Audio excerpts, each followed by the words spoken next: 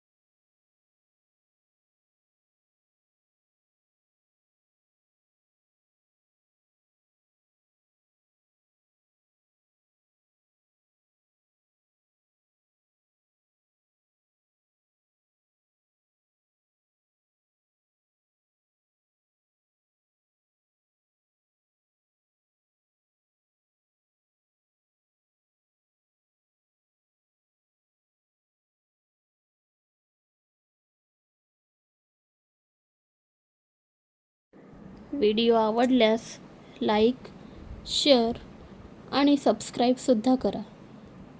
धन्यवाद.